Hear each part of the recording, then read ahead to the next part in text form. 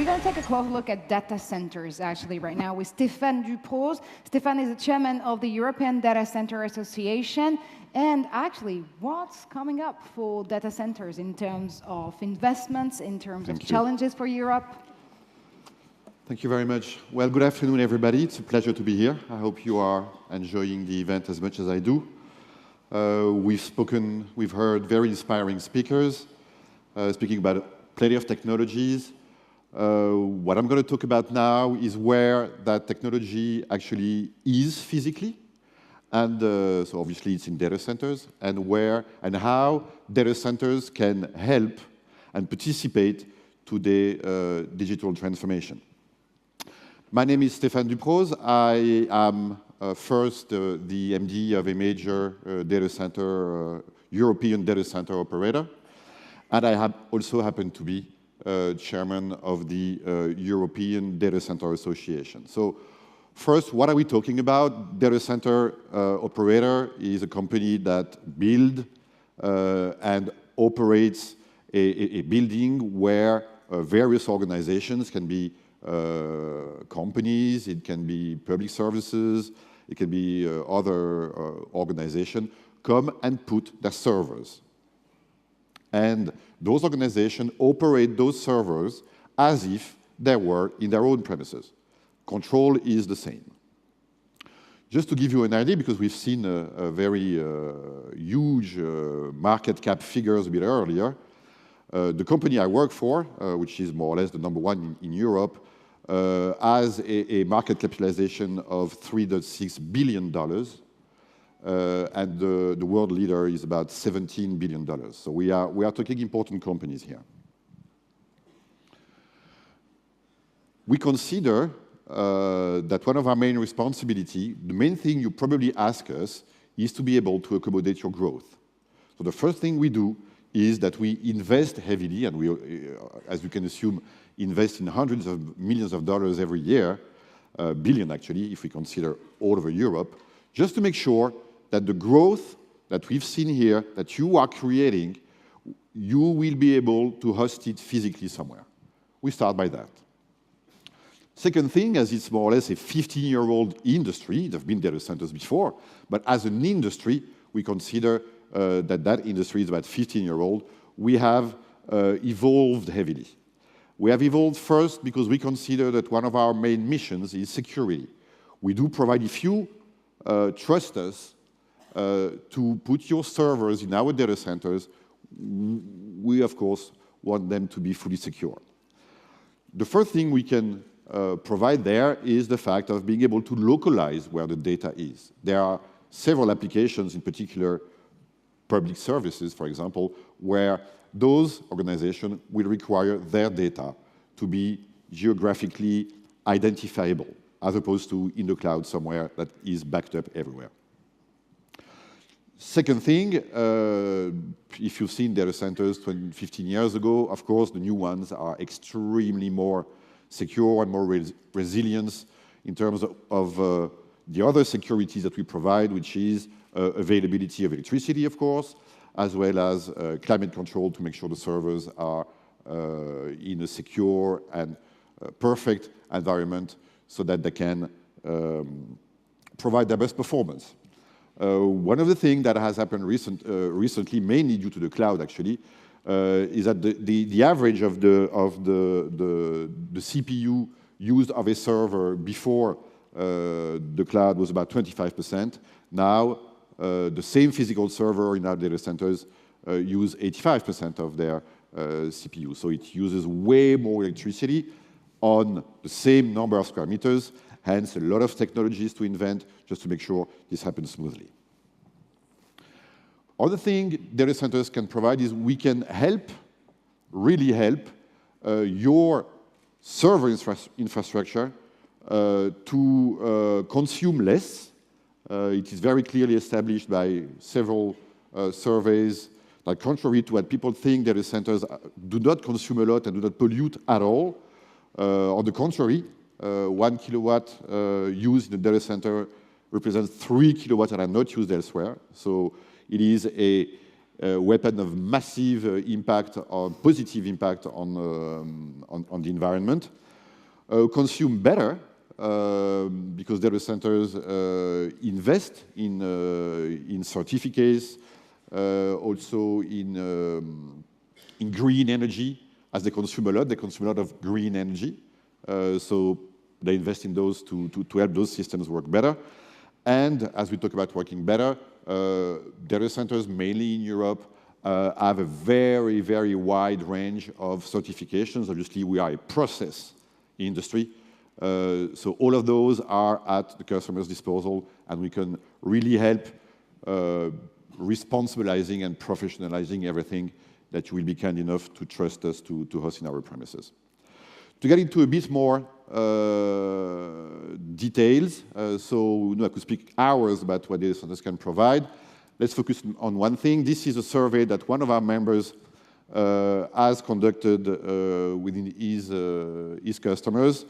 And the question really was, what technology have you already implemented? What technology are you currently mastering? Which are the ones that you are currently implementing? And which are the ones that you consider doing? And as you see, the one that is the least implemented so far, and that's very, very, very interesting, is bandwidth, connectivity. So guess what? That's the one I'm going to get into the detail of.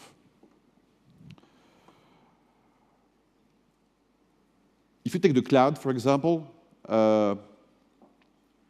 user of the cloud have to connect to the app that is remote, of course, contrary to what they were doing before that was on their land, so that was fast, performance was excellent. They have to access their applications over the internet. Hence, a performance that is not 100% reliable and that you can't anticipate. So what you could do to compensate for that would be to ask your telco, he's certainly going to do it, to provide you with a fixed tunnel on the way from your premises to your cloud provider, so you would have a good performance. But then the financials of it may be a bit less attractive and wouldn't necessarily correspond to the cloud model, as it would be a permanent invoicing. So that is what CIOs tell us is a key issue at the moment. And that is particularly the case in a very complex digital ecosystem. What you are seeing here is the interconnections, what we call the cross-connects, in a data center in Amsterdam. Thousands. Data centers also provide a huge marketplace. For example, most of our members, this is the company I work for, we have in Europe something like 400 different telcos in our data centers, offering the capacity to all the other customers. So typically, for example, that is also where those telcos meet together to create the internet. The internet is nothing else than private networks that interconnects. Well, they do interconnect in data centers. And all that connectivity, so capacity to deploy content all over all those telecommunication companies, so basically to all the world, also, of course, attract cloud provider, because cloud provider are basically content provider, being attracted by all that ecosystem and capacity to deploy content everywhere. So in other words, in our data centers, we have consumers, users of the new technologies, of the digital transformation, actors of that, as well as providers.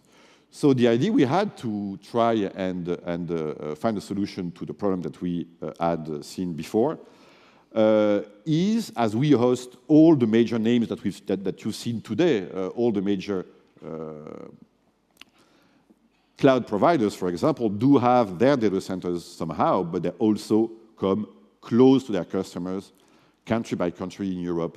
They also are housed or hosted, if you wish, in neutral data centers.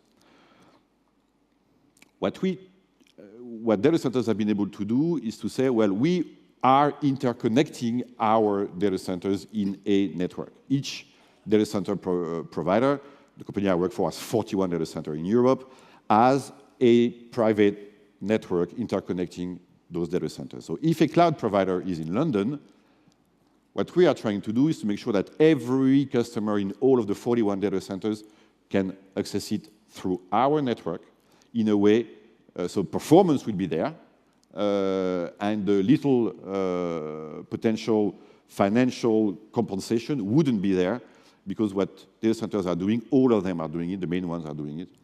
Providing that capacity to access that cloud provider anywhere from any of the 41 data centers and being billed for that connectivity only on demand. So typically completely in the actual cloud model, so pay as you use. So that is one of the things that data centers can do to participate to the effort that we are seeing and that you are creating of transforming our world through the digital transformation. As you can see, I mean, there's a couple of figures here that might be interesting for you to read. There's plenty of figures that we've seen today. Just adding my 2 cents. The point is, it is, of course, really only the beginning. And what you guys are doing, and is starting only. Plenty of new ideas will come, plenty of disruptive ideas will come. The good news I can provide to you is that data centers, and in particular in Europe, are fully ready to accommodate that. Don't hesitate to be demanding with us. We like that. We are process people, and we will make sure that we will be able to continue accompany you in your development, in your new technology, and in your growth. Thank you for your time, and have a great day. Thank you very much, Stéphane. Please stay with us for a few questions with you, Volker, actually. And there's a huge question still about the localization of data and the nature of them. And the fact that, of course, we have this huge debate when it comes to cloud, European cloud, and all those kind of things. Is this the same kind of debate when it comes to data centers themselves? It's part of the debate. And let me start by saying what I really think is powerful, Stéphane, also in your presentation, security was right up there. Yeah. Right? It's embedded as part of architecture along the stack, and it starts with infrastructure, as you have elaborated, but it goes all the way up to platform as a service type of enabling building blocks conceptually, like data, shared data. Yeah. But at the same time, I guess having said this, maybe I can add a question. Sure. And that one would be, because on your one slide, on the very right-hand side, it was all red. It said disruptive business models. Can you explain more what these are? That was a slide with the survey. That's right.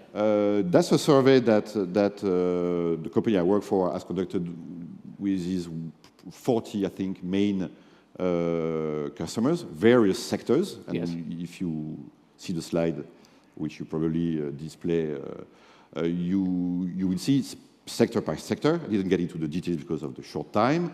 We've asked those guys, so those main families of technologies, have you implemented successfully? Do you master them? Is it okay? Done? Are you actually implementing some now, or are there some that you haven't done yet? And the more red it was on the chart, and the more the answer was yes. And the less, and it was mainly on the right side, and the less, the answer was yes. So in other words, all the things that were on the right side of the slides are technologies that those companies have not yet implemented, but think they have to. Mm-hmm. So that's where, of course, we are trying to start organizing ourselves after having organized ourselves to be able to accommodate the technologies that they have already implemented. We are preparing the ones that they will implement shortly. Thank you very much to the both of you. Thank you.